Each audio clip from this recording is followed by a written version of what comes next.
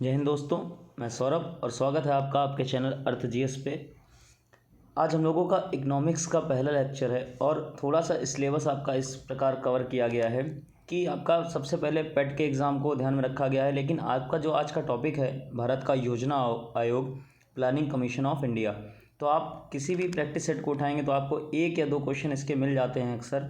तो कहीं ना कहीं ये आपके एसआई या टेट या और एग्ज़ाम है अदर स्टेट के, वहाँ के लिए भी इम्पोर्टेंट है। तो सबसे पहले बात करते हैं आज भारत का योजना आयोग, इंग्लिश में क्या बोलते हैं आपका प्लानिंग कमीशन ऑफ इंडिया। अब सबसे पहला क्वेश्चन कि ये योजना आयोग क्या था आपका। तो जो प्लानिंग कमीशन था ये भारत सरकार की एक एजेंसी थी, ठीक। तो संवैधानिक नहीं है, याद रखिएगा क्या है, भारत सरकार की एक एजेंसी थी जो 5 साल की योजनाओं, जिसको आप लोग क्या बोलते हैं पंचवर्षीय योजना, 5 ईयर प्लान्स के माध्यम से देश में आर्थिक और सामाजिक विकास की देखरेख करती थी। अब जो अच्छे एग्जाम होते हैं जैसे पीसीएस लेवल के, वहाँ पे ये पूछ देता है थ्योरेटिकल में क्या सांस्कृतिक भी थी, नहीं, तो फिर आप क्या कहेंगे, केवल आर्थिक और सामाजिक विकास। नेक्स्ट फिर आगे बढ़ते हैं कि हमारे में जो आपका टॉपिक है आज क्या क्या प्रोवाइड किया गया है। तो सबसे पहले आपको मिलेगा भारत का योजना आयोग, फिर योजना आयोग की आवश्यकता, फिर पंचवर्षीय योजनाएं, इसी में पूरा टॉपिक कवर किया गया है, योजना आयोग की कमियां और भारत के लिए योजना आयोग की जगह जो नीति आयोग का गठन किया था उसके बारे में भी आपको बताया गया है। तो आगे बढ़ते हैं, आपका सबसे पहले बात करते हैं भारत का जो प्लानिंग कमीशन है, योजना आयोग। अब यहाँ पर एक क्वेश्चन बनता है कि योजना आयोग की स्थापना कब हुई थी। तो याद रखिएगा ये मोस्ट इंपॉर्टेंट है आपका 15 मार्च 1950। और एक क्या है, ये एक सरकारी निकाय है, संवैधानिक नहीं है, याद रखिएगा, एक सरकारी निकाय है। सरकार ने अपने लिए इसका यूज़ किया था, बनाया गया था।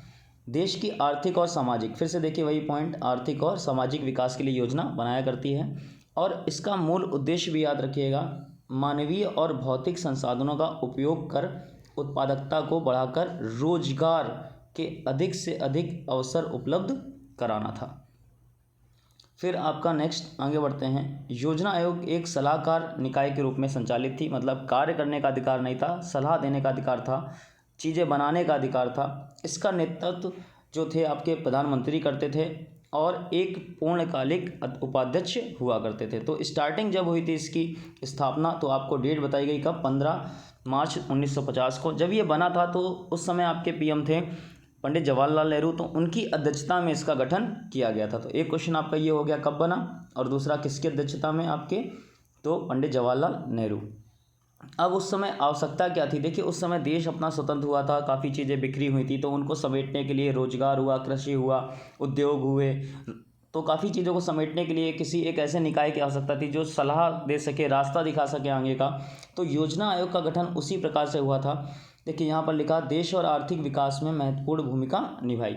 फिर योजना आयोग ने देश की भौतिक पूंजी और मानव संसाधनों का आकलन करने और ऐसे संसाधनों को बढ़ाने की संभावना की जांच करने की जिम्मेदारी संभाली। फिर योजना आयोग ने देश के संसाधनों के सबसे प्रभावी और संतुलित उपयोग के लिए योजना बनाई, उपलब्ध और संभावित संसाधनों के दोनों के साथ, मतलब दोनों की जो आपकी तालमेल था उनको बना करके कितना है हमारे पास और कितना कार्य किया जा सकता है। फिर बताया गया आपको इनकी प्रमुख 2 जिम्मेदारियां थीं, पहली प्राथमिकताओं का निर्धारण करना कि आपकी क्या ज़रूरत है, और दूसरा योजनाओं के लिए संसाधनों का आवंटन करना, मतलब जो हमारे प्राथमिकताएं हैं उनमें हमारे पास क्या क्या चीज़ें हैं जिनसे हम वो काम कर सकते हैं, और दूसरी कई योजनाओं के सफल कार्यान्वयन के लिए आवश्यक मशीनरी निर्धारण करना कि आपका जो मशीनरी प्रोडक्ट होगा या आपकी मैन पावर होगी वो कितनी होती है। तो इतने ही क्वेश्चन बन सकते हैं यहाँ से। फिर आपके जो मोस्ट इंपॉर्टेंट टॉपिक है उस पर पढ़ते हैं हम लोग, भारत की पंचवर्षीय योजनाएं। अब देखिए साफ साफ पता है, लिखा है अभी यहाँ पर कि भारत की पंचवर्षीय योजनाओं की बात हो रही है। तो आपकी पंचवर्षीय योजना कितने साल के लिए लागू की जाती थी, आपकी 5 साल के लिए। 1947 में जब भारत आज़ाद हो गया था तो उसके बाद कोई ऑप्शन नहीं था, सब इंडियंस को ही करना था, वहाँ के ब्रिटिश वापस जा चुके थे। तो स्टार्ट हुआ वहाँ से आपका 5 ईयर प्लान बनाना। तो यहाँ पर कुछ चीज़ें आपको थ्योरेटिकल बताई गई हैं, जैसे आप देख सकते हैं, आप पढ़ लीजिए नॉलेज के लिए, कि राजनीति के नेताओं ने तत्कालीन हालात सुधारने के लिए अर्थव्यवस्था का चयन करना था, व आर्थिक नियोजन को भी तैयार करना था, जिससे क्या स्टार्ट हुआ आपका पंचवर्षीय योजनाएं। फिर आगे आर्थिक योजना के तहत सरकार द्वारा योजनाबद्ध सामान्य और विशिष्ट लक्ष्यों को पूरा करने के लिए राष्ट्र के संसाधन आवंटित करने के लिए मुख्य कार्यों में से एक था, जिसके नाम से ही बात स्पष्ट हो जाती है। अब डायरेक्ट हम लोग बढ़ते हैं कहाँ पर, 5 ईयर प्लान्स पर। इसका PDF आपको सेंड कर दिया जाएगा ताकि आप अच्छे से अगर पढ़ना चाहें तो आप पढ़ सकते हैं।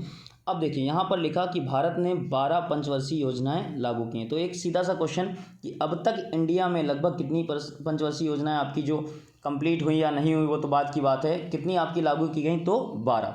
इंडिया में आपकी 12 पंचवर्षीय योजनाएं। फिर आपको एक पॉइंट क्लियर कर दिया गया कि जो 5 वर्षीय योजनाएं थी आपकी, अब सरकार नहीं बनाती है, अब इसकी जगह योजना आयोग के स्थान पर किसका गठन किया गया है, आपका नीति आयोग का। तो ये भी एक क्वेश्चन है कि किस संस्था को, किस निकाय को समाप्त करके आपका नीति आयोग का गठन किया गया। तो याद रखिएगा योजना आयोग, प्लानिंग कमीशन को आपका समाप्त करके नीति आयोग बनाया गया था। अब पहली पंचवर्षीय योजना पे पढ़ते हैं 12 में से जो आपकी हैं। क्वेश्चन आता है कि हेरोल्ड डोमर मॉडल पर आधारित पंचवर्षीय योजना कौन सी थी। तो आपकी पहली पंचवर्षीय योजना, ये जो सन है ये आपको अपने दिमाग में रखना पड़ेगा। इस पर जो क्वेश्चन बनता है वो मैं वीडियो के लास्ट में या बीच में, जैसे ही पंचवर्षीय योजनाओं के बारे में बता दिया जाएगा, मैं आपको बताऊंगा कि कैसे क्वेश्चन बनते हैं, और आप देखेंगे कि पेपर में बिल्कुल एग्जैक्ट वैसे ही क्वेश्चन मिलते हैं। तो वह कौन सी पंचवर्षीय योजना थी जो हेरोल्ड डोमर मॉडल पर आधारित थी। तो आपका आंसर क्या होगा, पहली पंचवर्षीय योजना। इसने कृषि, प्रोडक्शन, सिंचाई, मूल्य स्थिरता, बिजली और परिवहन के सुधार पर जोर दिया। ये कुछ एग्जाम्पल्स हो गए। फिर बताया गया आपको यह योजना सफल हुई। तो थ्योरेटिकल क्वेश्चन में क्या ये पहली पंचवर्षीय योजना सफल हुई, हाँ बिल्कुल हुई। और कृषि उत्पादन में कितने की वृद्धि हुई, तो ये परसेंट आपको 3.6%। आप PDF रहेगा आपके पास, या आप छोटे से बिल्कुल नोट्स बना सकते हैं जो मैं बताता जा रहा हूँ मेन में। तो आपको ये दर भी याद रखनी पड़ेगी। तो कृषि उत्पादन में कितने की दर से वृद्धि हुई, 3.6। फिर ये आपका जो पॉइंट है नेक्स्ट, कि पहली पंचवर्षीय योजना में कौन कौन सी चीज़ें हुई। तो याद रखिएगा भाखड़ा नागल बांध, हीराकुंड बांध और मेट्टूर बांध प्रमुख बांध परियोजनाएं इसके द्वारा आरंभ की गई। अब वो क्वेश्चन दे देगा कि निम्न में से कौन सी परियोजना प्रथम पंचवर्षीय योजना के दौरान समय अवधि में आरंभ की गई। तो आंसर क्या होगा, इन 3 में होगा। या उल्टा क्वेश्चन पूछ देगा कि ये जो भाखड़ा नागल है, हीराकुंड है और मेट्टूर बांध है, वो निम्न में से किस पंचवर्षीय योजना में आरंभ हुआ। ऑप्शन दे देगा पहली, दूसरी, तीसरी और चौथी। तो आपका आंसर क्या होगा, फर्स्ट वाली। फिर आपका आगे, इस योजना की अवधि के अंत तक 1956 में 5 IIT भी आरंभ कर दिए गए थे। तो संख्या याद रखिएगा, केवल नाम जरूरी नहीं है, कौन कौन से IIT जरूरत नहीं है, 5 IIT संख्या याद रखिएगा। फिर इसके साथ ही आपका एक पॉइंट और, सामुदायिक विकास परियोजना भी किसके दौरान आरंभ करी गई, आपकी पहली पंचवर्षीय योजना। फिर दूसरी पंचवर्षीय योजना जैसे पहली खत्म हुई थी तो दूसरी स्टार्ट हो गई थी, वो आपकी 1951 से 56, दूसरी आपकी 56 से 61। यह योजना महालनोबिस मॉडल पर आधारित थी। ये पॉइंट भी याद रखिएगा, पहली आपकी जो थी हेरोल्ड डोमर और दूसरी आपकी महालनोबिस। इसने औद्योगिक उत्पादों पर ध्यान दिया। देखिए पहला वाला कृषि था, दूसरा वाला कैसा है, उत्पाद। और इसमें क्या हुआ, भिलाई संयंत्र, दुर्गापुर संयंत्र, राउरकेला में इस्पात संयंत्र की स्थापना की गई। पहले वाले में था आपका IIT की स्थापना और परियोजनाएं, और परियोजनाओं का वीडियो अपलोड है पहले से, बहुत अच्छे से पढ़ाया गया है, आप वो देख सकते हैं पूरा, जिन्होंने नहीं पढ़ा है, और जो पढ़ चुके हैं बहुत अच्छी बात है। तो ये 3 के नाम आपको याद रखने पड़ेंगे, राउरकेला, दुर्गापुर और भिलाई, इसके तहत ही स्टार्ट करी गई। तो किसके तहत, आपकी दूसरी पंचवर्षीय योजना। और जो टोटल आपकी लक्षित विकास दर थी इसमें 4.5%, और वास्तविक विकास दर हम लोगों ने कितनी अचीव करी थी, 4.27। तीसरी पंचवर्षीय योजना भी कंटिन्यू आपकी, कोई गैप नहीं था, पहली आपकी, फिर दूसरी, फिर तीसरी। और टाइम की बात करें तो 1961 से 66। फिर तीसरी पंचवर्षीय योजना ने कृषि और उद्योग, अब देखिए पहले में कृषि थी, दूसरे में उद्योग था, तीसरे में दोनों कंबाइंड, कृषि और उद्योग। और इसे किस नाम से जाना जाता है, गॉडगिल। पहले का नाम आपका क्या था, ठीक बताया गया आपको कि पहले का नाम था हेरोल्ड डोमर, दूसरे का नाम था महालनोबिस, और तीसरा जो संबंधित वर्ड है आपका नाम उसका क्या, गॉडगिल योजना। इस योजना के उद्देश्य से राष्ट्रीय आय और कृषि उत्पादन में 30%, ये जरूरी है, थोड़ा सा थ्योरेटिकल पेपर में आ जाता है अक्सर जब मल्टीपल चॉइस होता है, 30% की वृद्धि करना था। लेकिन क्या हुआ, उसी टाइम पे आपको पता होगा कि 1962 में युद्ध हुआ किससे, चीन से, और 1965 में पाकिस्तान से युद्ध हुआ। तो ये आपका लक्ष्य हम लोग अचीव नहीं कर पाए, क्योंकि कहीं भी डिस्टर्ब होगा तो चीज़ें गड़बड़ होंगी। लक्षित विकास दर हमारी 5.6% थी, लेकिन हम लोग कितना अचीव कर पाए उसमें, 2.4%। फिर आपका प्लान हॉलीडे आया मतलब स्टार्टिंग में 3 आपकी पंचवर्षीय योजनाएं बिल्कुल कंटिन्यू थी सन के हिसाब से। फिर 1966 के बाद परियोजनाएं नहीं आरंभ करी जा सकी, कब तक के लिए, 1966 से 69 के लिए। इन्हीं को नाम क्या दिया गया, प्लान हॉलीडे। हो सकता है क्वेश्चन आपसे बन जाए कि कितनी परियोजनाओं के बाद प्लान हॉलीडे आरंभ किया गया, तो टोटल 3 के बाद, या सन पूछ दे तो 1966 से 69। और इस सन पे एक क्वेश्चन और बनता है जो सबसे ज़्यादा इस समय हाईलाइट रहता है, वो मैं अभी बताऊँगा जैसे ही पंचवर्षीय योजना के बारे में थोड़ा सा डिटेल में बता दूँ।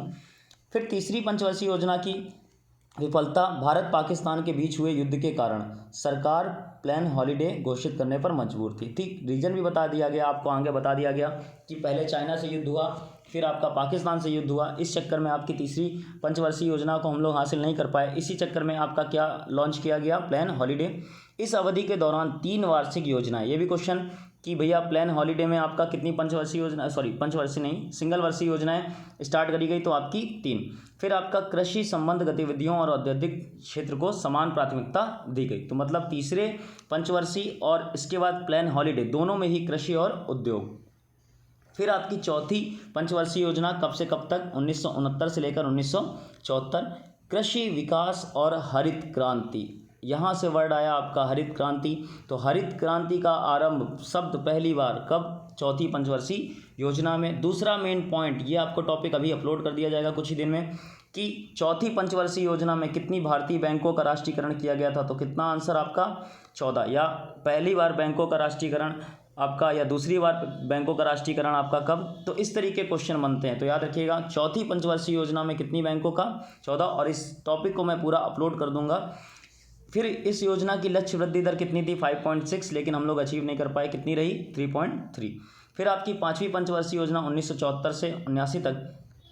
इसके तहत रोजगार, अब देखिए नया वर्ड है यहाँ पर, कृषि और उद्योग के बाद आया रोजगार को बढ़ाना, मुद्रास्फीति की जांच करना, गरीबी उन्मूलन, गरीबी हटाना, और न्याय पर जोर। तो ये 4 पॉइंट आप अपने कॉपी में या हाईलाइट करके लिख सकते हैं, क्योंकि इन्हीं से क्वेश्चन बनता है। और इसका जो मसौदा था प्रमुख, वो किसने तैयार किया, आपका डीपी धर द्वारा।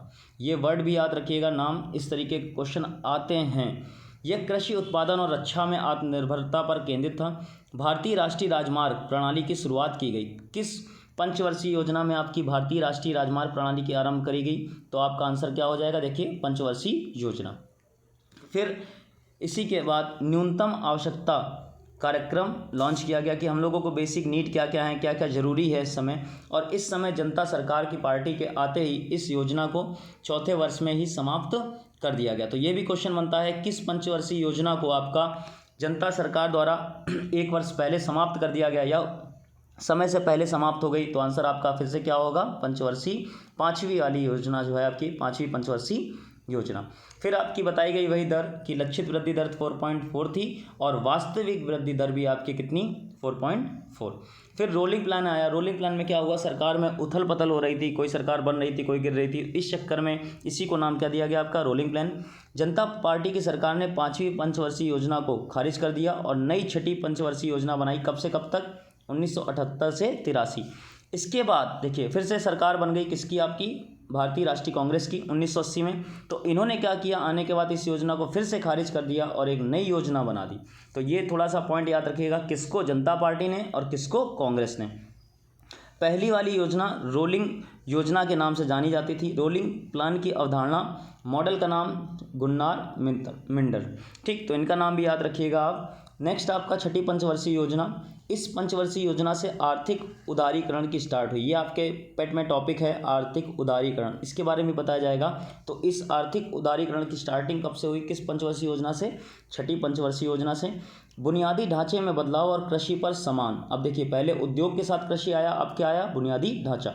फिर 6ठी पंचवर्षीय योजना भारतीय अर्थव्यवस्था के लिए एक बड़ी सफलता थी। हो सकता है वो आपको कोई भी 12 में से ऑप्शन दे दे कि कौन सी सबसे अच्छी रही, तो आंसर क्या हो जाएगा उसका, 6ठी पंचवर्षीय योजना।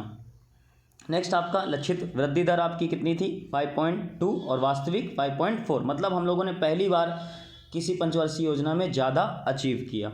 फिर 7वीं पंचवर्षीय योजना आपकी 1985 से 90। मुख्य उद्देश्य इसका आर्थिक व अनाज की उत्पादकता में वृद्धि के साथ साथ रोजगार के अवसर प्रदान करना। और इसी के तहत आपकी 1989 में जवाहर रोजगार योजना लॉन्च किया गया। तो याद रखिएगा, इस तरीके पूछेंगे आपसे कि किस पंचवर्षीय योजना में 1989 में, या सन नहीं दे हो सकता है आपसे, जवाहर रोजगार योजना लॉन्च की गई। तो आंसर क्या हो जाएगा आपकी 7वीं पंचवर्षीय योजना। नेक्स्ट आपका इसी में कि लक्षित वृद्धि दर कितनी थी आपकी 5.0 और वास्तविक वृद्धि दर कितनी अचीव करी 6.01। फिर आपकी कुछ वार्षिक योजनाएं आई, क्योंकि फिर से थोड़ा सा प्रॉब्लम हुई इंडिया में आपकी।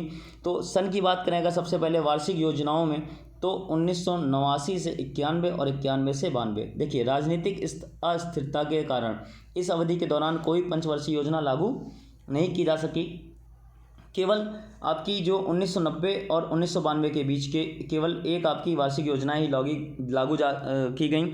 अगर बात करें कौन से क्या हुआ, तो 1991 में देखिए भारत को विदेशी मुद्रा भंडार के संकट का सामना करना पड़ा।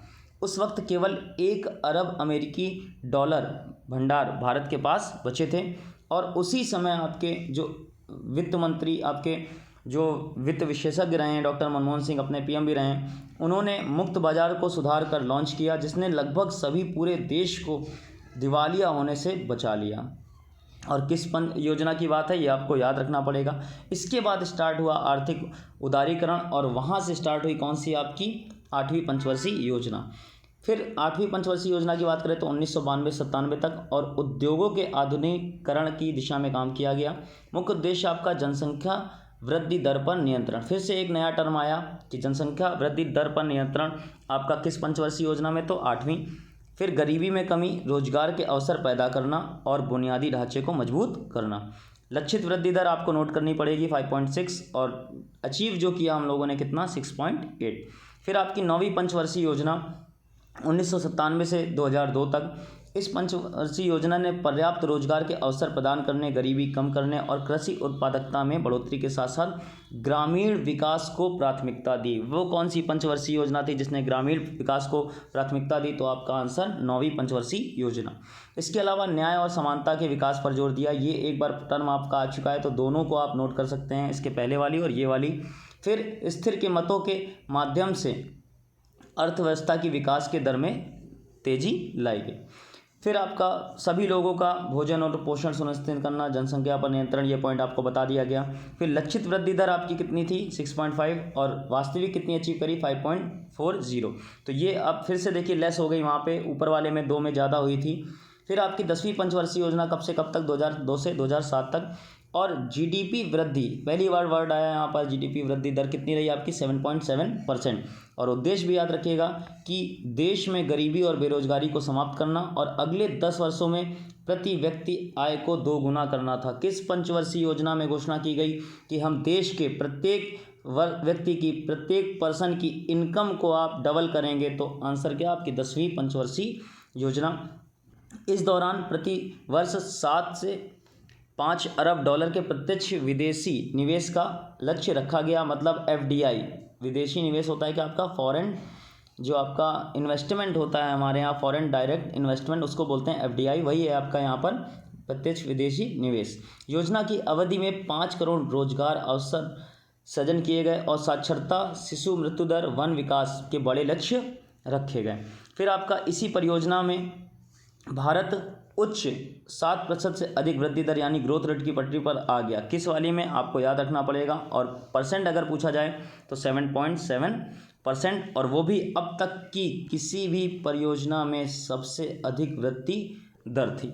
नेक्स्ट आपका आगे बढ़ते हैं कि आपने परसेंटेज देखा, लक्षित वृद्धि दर आपकी कितनी थी 8.1, और कितनी अचीव कर ली 7.3%। फिर आपकी 11वीं पंचवर्षीय योजना 2007 से 2012। योजना का मुख्य लक्ष्य उत्पाद वृद्धि दर को बढ़ाकर 8% से कितना 10% करना था। और ये आपकी इसके बाद 12वीं पंचवर्षीय योजना में इसी में बता दिया गया कि कितने परसेंट पर बनाए रखना है हमको 10%। देखिए ग्राफ जो होता है वो 2 टाइप का होता है, एक ऊपर गया और फिर नीचे आ गया, मतलब मैक्सिमम तक जाके फिर से वो 0 से शुरू हुआ 0 पे आ गया, और एक कंटिन्यूअस ग्रोथ होती है इस तरीके कि आपका लगातार बढ़ता रहे, या फिर आपका वो स्टेबल हो जाए, वो लाइन इस तरीके। तो याद रखिएगा जो ग्राफ इस तरीके वाला होता है कि एक लाइन कंटिन्यू ऊपर ग्रोथ रहे, वो भले धीरे रहे, वो बहुत अच्छा होता है किसी भी चीज़ में। आप इकोनॉमिक्स में अगर पढ़ेंगे तो आपको ये चीज़ मिल जाएगी।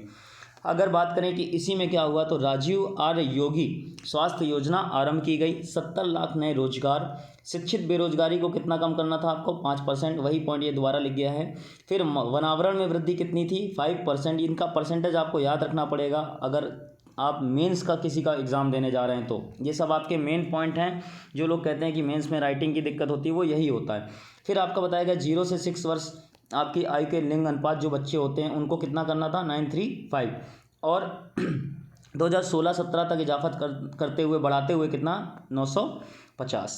नेक्स्ट आपका लास्ट है 12वीं पंचवर्षीय योजना 2012 से 2017। याद रखिएगा, लॉन्च तो कर दी गई थी 2012-17 में, लेकिन इसी के साथ लॉन्च के बाद जब आपकी सरकार बदली, कांग्रेस के बाद आपकी भाजपा की सरकार आई, बीजेपी की, तो योजना आयोग का जो है वो समाप्त कर दिया गया और इसी के स्थान पर आपका क्या बनाया गया, नीति आयोग। तो याद रखिएगा, योजना आयोग की समाप्ति पर नीति आयोग।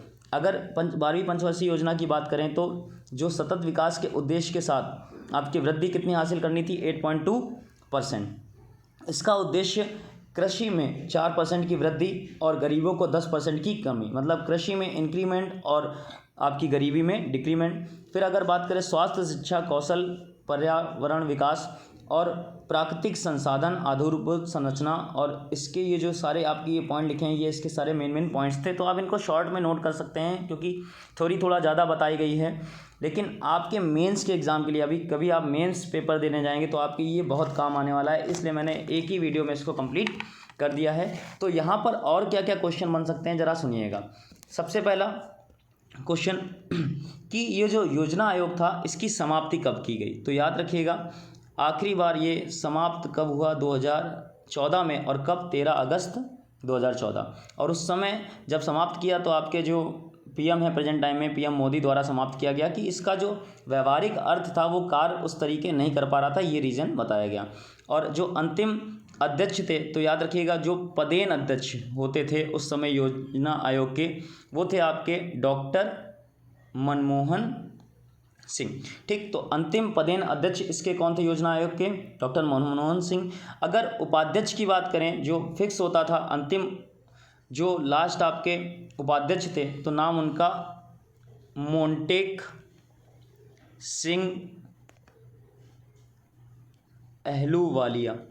तो लास्ट आपके पदेन अध्यक्ष कौन थे योजना आयोग के, डॉक्टर मनमोहन सिंह, और जो उपाध्यक्ष थे नाम उनका क्या, मोंटेक सिंह अहलूवालिया। और क्या क्या क्वेश्चन हो सकते हैं यहाँ पर, देखिए योजना आयोग की बात करें तो इसमें 2 प्रकार के सदस्य होते थे, एक होते थे अस्थायी और एक होते थे आपके स्थायी। तो जो अस्थायी मेंबर्स होते थे वो होते थे आपके कैबिनेट मिनिस्टर, कैबिनेट मंत्री, और जो स्थायी सदस्य होते थे जैसे आपके इकोनॉमिक्स से, मतलब जो आपके अर्थशास्त्र हैं, फिर आपका इंडस्ट्रियल, कुछ उद्योगों से संबंधित जो आपके प्रतिष्ठित लोग हैं, फिर आपके साइंस के या प्रशासन, एडमिनिस्ट्रेटिव, तो इनसे जुड़े लोग जो होते थे उनको बनाया जाता था स्थायी आपका सदस्य, और अस्थायी वाले में कौन आते थे, आपके कैबिनेट मंत्री। तो इस तरीके क्वेश्चन भी बनते हैं। और इसके बाद जो स्टार्ट होगा, अगला टॉपिक होगा, वो होगा आपका नीति आयोग। ठीक, तो जो आपका नीति आयोग था, याद रखिएगा इसके बाद, मतलब प्लानिंग कमीशन के बाद, योजना आयोग के बाद आपको क्या पढ़ना है, नीति आयोग। तो इस पर भी वीडियो आपको बहुत जल्दी मिल जाएगा और कंटिन्यू वीडियो आपको अब इकोनॉमिक्स के मिल जाएंगे ताकि आपका सिलेबस जल्दी से कंप्लीट हो। और डेली एक वीडियो तो मिनिमम मिलेगा ही।